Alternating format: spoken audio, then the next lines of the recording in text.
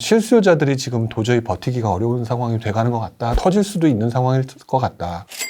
저희 후랭이TV 첫 출연이시고요. 간단하게 네. 자기소개 부탁드리겠습니다. 이렇게 말씀해 주셔서 오늘 이 자리 참석하게 돼서 여러분들 만나 뵙게 돼서 반갑습니다. 그리고 저는 뭐 여러분들 좀 많이 알아주셔서 요즘까지도 좀 이렇게 많이 들어오셨다고 하시는데 불용이라고 하고요. 그 다음에 요즘 들어서 시장 분위기 때문에 부동산에 많은 관심이 좀 떨어지신 분들도 있으실 텐데 예. 원래 부동산은 항상 이렇게 오랫동안 투자를 하다 보면 뭐 저처럼 많은 분들이 또 이렇게 얘기해 줄 수 있는 부분이니까 앞으로 부동산에도 관심을 좀 가져주셨으면 좋겠고요. 어쨌든 분용이라고 하는 사람이 나와서 여러분들한테 오늘 얘기를 할 수 있게 돼서 다시 한번 반갑다는 말씀 드리고 싶습니다. 한 가지 키워드가 딱 뽑히는데 되게 네. 오랫동안 살아남으셨어요.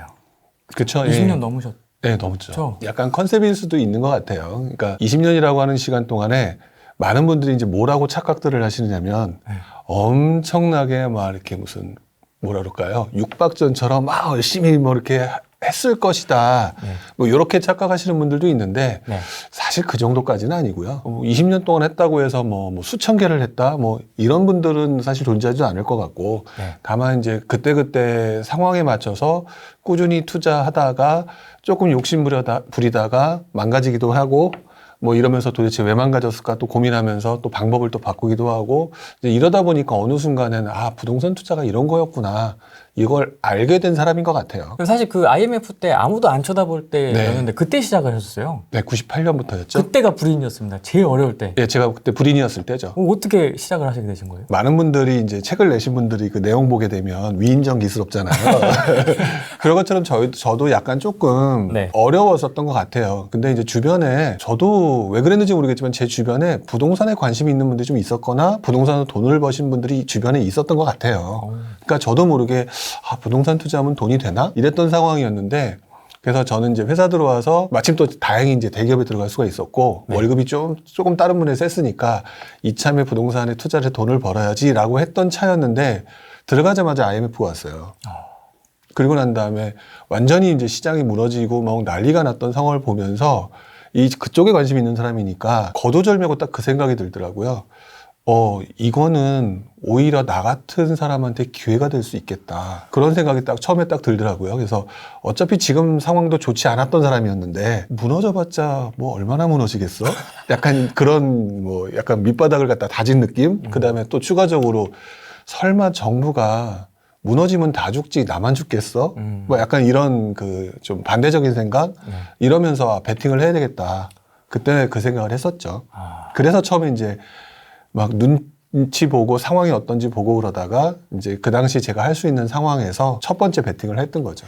그때 그럼 결혼 전이셨죠? 네, 결혼 전이었죠. 와. 사실 좀 주변에 사람이 있으면 좀 얘기도 나누고 이렇게 논의도 하면서 할 텐데 싱글인 상태에서도 바로 그냥 그러니까 부동산에 얘기를 하면 아마 부동산에 관심 있는 분들 주변하고 얘기해보면 느끼시겠지만 관심 없는 분들은 아예 관심이 없잖아요. 네. 그러니까 재미가 없어요. 그러니까 저도 거의 혼자 했던 것 같아요. 희로애락을 정말 잘 겪어 오셨어요. 20년 네. 동안. 그래서 지금 시장을 보면서 좀 느끼시는 게 남다르실 것 같긴 한데 좀 어떻게 보세요? 요즘 시장? 그러니까 시장을 보기 전에요. 네. 저는 요번 같은 경우에 이번 7.10 대책이 딱 터지고 난 다음에 갑자기 분위기가 확 식거나 또는 이제 부동산 관련 유튜브라든지 이런 것들이 조금 이제 그동안 좀 많은 관심이 있다가 좀 확 분위기가 죽었잖아요. 예. 그거를 보면서 그 생각을 했어요. 사람들이 흔히 말하는 이게 또 어떻게 표현하면 좀 어떻게 들리실지 모르겠지만 네. 그 당시에 인기 있는 거에 몰려갔다가 네. 그렇지 않으니까 확 빠지는 네. 약간 그런 모습을 보게 되더라고요. 네. 그런데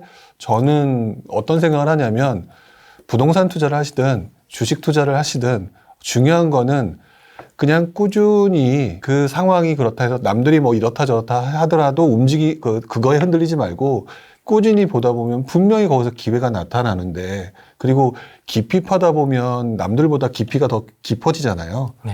그런 기회를 왜 못 잡을까? 라는 생각을 좀 하게 돼요. 그래서 요즘 같은 분위기에도 오히려 관심을 바꿔서 또 다른 걸 하게 되면 얇은 지식 하나 갖고 또 다른 얇은 지식을 얻으러 움직이는 거거든요. 네. 그러면 그냥 물가 위에서 움직이는 물장구 치는 거랑 다름이 없는데 그 속에서 뭐 잠수도 하고 뭐도 하고 그래야 되는데 왜 그 과정을 안 하실까? 약간 그런 아쉬움이 좀 있어요.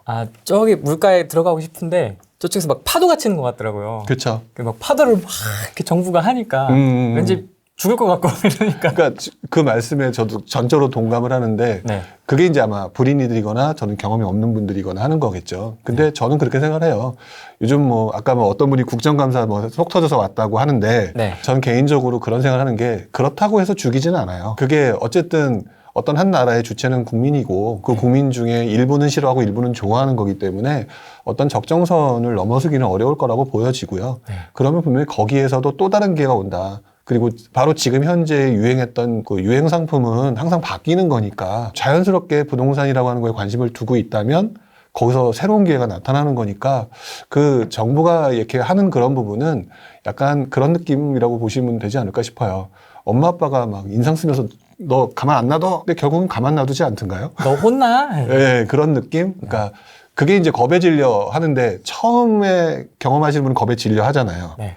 근데 두 번, 세 번 하다 보면 에이 뭐 우리 엄마, 우리 아버지가 그렇지 약간 그런 느낌이 있는 것 네. 그런 것이 아닐까. 20년 정도 지켜보면서 정부는 결국은 시장을 죽이고 사람을 죽이려고 하는 목적을 가졌다라는 생각보다는 결국에는 시장을 지금 현재 상황에서 수많은 사람들 사이에서 안정적으로 가게끔 만들어주기 위해서 가끔은 이렇게 삐딱선도 사고 뭐 하는데 지금 현재 이제 부동산 투자자들한테 상당히 안 좋은 시장이 돼버린 네. 뭐 이런 모습이지 않을까 싶어요. 네. 근데 뭐 또 한편으로는 저도 어떤 거 보면 좀 답답하기도 해요. 욕하고 싶기도 하고 네. 안 할 뿐이죠. 저는 이제 좀 투자 기간이 짧아서 네.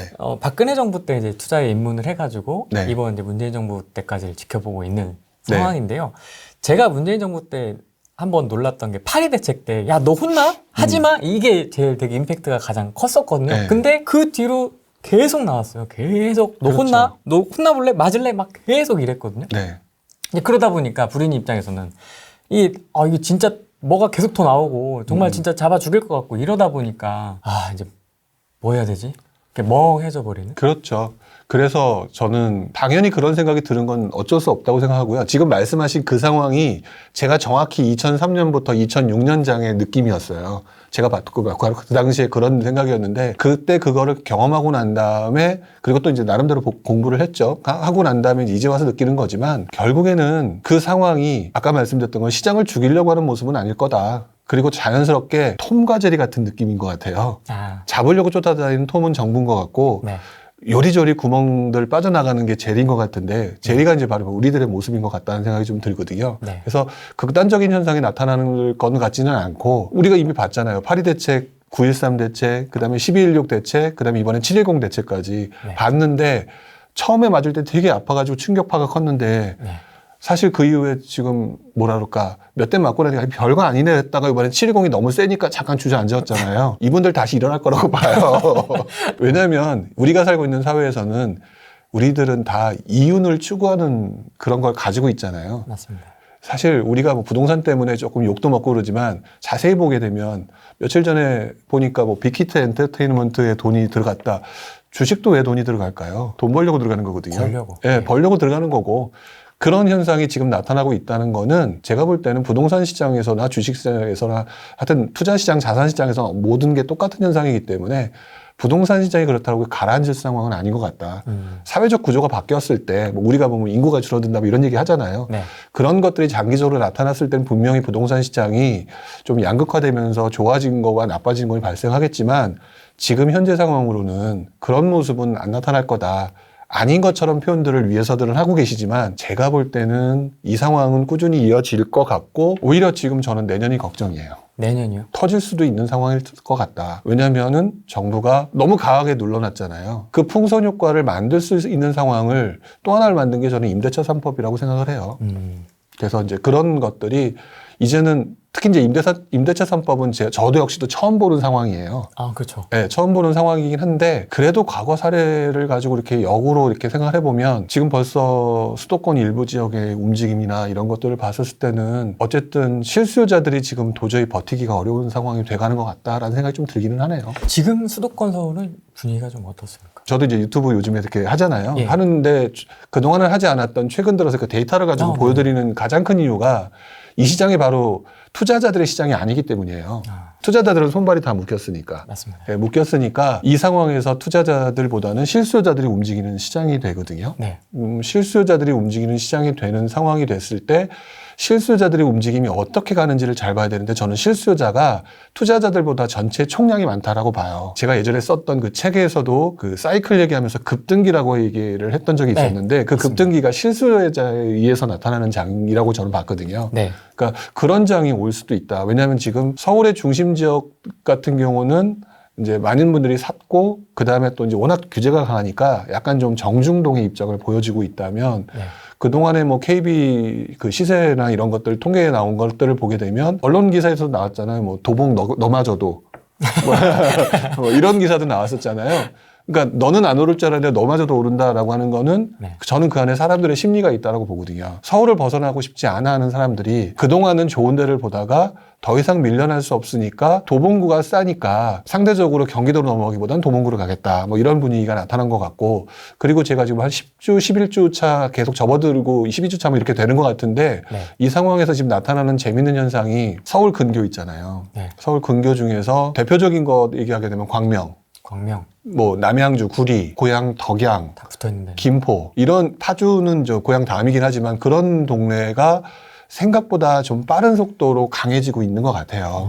근데 그게 이제 눈에 직접 보이진 않잖아요. 근데 그거를 추세로 보니까 사람들이 결국에는 움직이는데 투자자들이 묶였으니까 실수요자들이 움직이는 현상이 나타나는 것 같다. 지금 그렇게 보여진다는 거죠. 그리고 그 모습이 제가 볼 때는 2006년도 모습하고 좀 너무 비슷한 것 같아서 내년도를 좀 걱정하는 그런 모습? 그런 표현을 쓴 거죠. 아, 그럼 그 2006년도에는 그 다음에는 어떤 현상이 있었습니까? 처음에는 이제 2005년도부터 시작을 했죠. 네. 원래 이제 정확히 표현하자면 2003년도부터 얘기를 해야 되는데 네. 2003년도에 그 당시에 이제 대통령이 바뀌고 노무현 대통령으로 바뀌고 그때 규제가 시작됐고 뭐 이제 그게 이어지면서 침체장이 좀 왔던 것도 사실이었고 근데 이제 2005년도에 제 기억으로 831 부동산 대책이 나왔었거든요. 그 유명한. 네, 그 유명한 831 부동산 대책. 제가 그때 바로 아, 부동산 시장 끝났다라고 저도 판단했던 그 시기였던 건데 그 이후에 강남장이 갑자기 더 오르더라고요. 저는 이해가 안 갔어요. 대출도 묻고 뭐 모두 못하게 하고 그런데 도대체 돈들이 어디서 나서 이렇게 아마 지금 여러분들이 고민하는 이해가 안 되는 그 현상하고 똑같을 거예요. 뭐 그전에 저도 조금 이제 힘들었던 상황이 바로 직전 연도에 있었고 그러다 보니까 약간 이제 생각적으로 이거 끝났다 그랬는데 아니 강남이 오르는 건 아, 강남이니까 그럴 수 있어라고 또 이제 반대로 생각을 했지만 아니 주변부로 퍼져나가는데 장난이 아닌 거예요. 그리고 대책은 계속 나오고 근데 나중엔 안 믿더라고요, 사람들이. 그런 것들이 나타나면서 결국 뭐 단축시켜서 말씀드리면 그 이후에 그 금융위기가 왔던 그 2008년 9월 그때까지 이전까지를 보게 되면 2006년 이후로는 점점 이제 외곽으로 퍼지는 장이 왔던 것 같아요. 그래서 제가 이제 뭐 강의를 하거나 또는 이제 장난스럽게 막 얘기를 할 때 그런 말을 하거든요. 여러분들 동두천은 투기 지역으로 묶였을까요? 안 묶였을까요? 그러면 다들 생각해 보면 아, 그 지역까지라고 생각하시는 분도 있거든요. 근데 그 지역도 묶였던 걸로 제가 기억을 해요. 그런 것들이 결국은 이제 실수요자들이 집을 안정적으로 살아야 되겠으니까. 물론 그때 전세 가격 폭등도 나왔던 게 사실이었던 거고. 그러니까 그런 것들 때문에 나타나졌던 현상이 그 현상이었는데 그때랑 지금이랑 비교하게 되면 약 15년 정도밖에 차이가 안 나요. 아, 그렇죠. 그러니까 동시대에 살고 있는 분들이에요. 동시대에 살고 있는 분들이 하는 행동. 그럼 그때 했던 행동이 이번에 안 나올까? 사람들 생각은 다 똑같고 하는 행동은 다 비슷한데 이런 생각을 하게 되는 거죠. 그럼 그 책에서 말씀하셨던 급등기가 내년 정도에 올 수도 있다. 나올 수도 있다. 예, 흔히 말하는 것처럼 이게 올라가니까 어느 지역을 사세요라고 말하는 스타일이 못 되잖아요. 근데 걱정되는 건 그거죠. 제가 그렇게 해서 책에다가 그 2017년에 나왔던 책이니까 그 책에다 그 내용을 썼을 때 까딱 잘못하면은 그리고 틀리면 저는 별로 사람들한테 평가가 안 좋은 상황이어야 되는 상황이잖아요. 네. 그럼에도 그 내용을 넣었던 이유는 걱정은 했었어요. 혹시 틀리면 어떡하나. 근데 그 내용을 넣었던 이유는 이 사람들이 하는 행동이 거의 비슷하게 보였기 때문에 그렇게 넣었던 건데 지금 상황으로 보게 되면 투자자들은 묶였는데 실수요자들은 전세 가격 상승으로 지금 되게 고민이 많고 그럼 이분들이 집을 사야 되는데 그 집을 사야 되는 상황이 이미 뭐 오른 데는 너무 많이 올려버렸으니까 거기는 못 사고 그러니까 외곽으로 가야 되는 상황이 온다는 거죠. 근데 그게 제일 걱정인 게 제가 급등기 오면 어떤 분들은 급등기를 급등기 오면 좋은 거 아니야? 라고 생각을 할 수가 있는데 네. 제가 걱정하는 거는요. 급등기가 오는 거는 좋은데 뭐든지 진폭이 심하면 하락폭도 심할 수 있어요. 왜냐하면 상승장이 주구장창 되는 것도 아니고 네. 하락장이 올 수도 있는 거잖아요. 그러니까 그랬을 때 분명히 누군가는 피해보는 사람들이 있을 거라는 거죠. 물론 이렇게 얘기하게 되면 많은 사람들이 겁에 질려서 그러면 지금 아무것도 하면 안 되는 거 아니에요? 라고 또 그렇게 반문하시는 분들이 항상 있어 왔어요. 네. 근데 아직은 그런 상황은 아닌 것 같다. 근데 그러기 위해서 좀 이 시장이 돌아가는 원리나 이런 거를 좀 공부해야 되지 않냐 이런 얘기들을 계속 반복해서 말씀을 드리는데 네.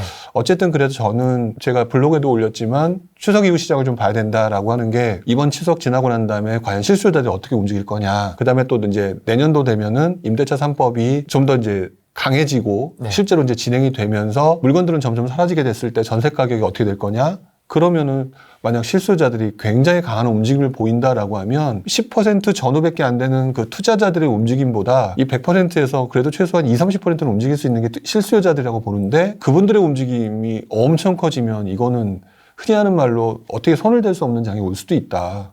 저는 이제 그 부분을 생각을 해보는 거죠. 그리고 그 장이 2007년이었으니까. 6, 7년. 지금 언론이나 이런 데서 뭐 얘기하는 것들이 서로 다르잖아요. 또 정부 입장에서 얘기하는 것도 다르고. 다르더라고요. 근데 이제 수많은 통계들 중에서 지금 매매 가격이 지금 이렇게 상승세가 주춤하고 있는 건 사실이잖아요. 네. 그리고 또 그걸 갖다 언론에서 발표를 하기도 하고 얘기를 하기도 하고. 근데 전세 가격 상승세에 대한 얘기는 그 뒤에 붙여서 얘기를 하진 않아요. 네, 맞습니다. 그러니까 매매 가격이 정중동 또는 하락세다. 그럼 전세 가격이 밀려서 올라간다. 이런 상황이 맞부딪히면 그러면 사람들이 어떤 움직임을 보일까가 실제 나타나는 현상이 될 건데 그 통계의 일부만 가지고 현상만 가지고 딱 얘기를 해버리니까 그거를 갖다 이제 경험해보지 못하시는 분들은 또 그거 보면 또 그거 믿고 네. 아, 이렇게 언론에서 나왔어라고 언론에 또 신뢰를 주고 얘기를 하잖아요. 네. 그 부분이 좀 많이 걱정이 된다고 할까요? 제대로 보지 못하면 또다시 뒤처질 수 있는 상황이 될 수 있으니까 네. 이제 그런 부분을 얘기를 하는 거죠.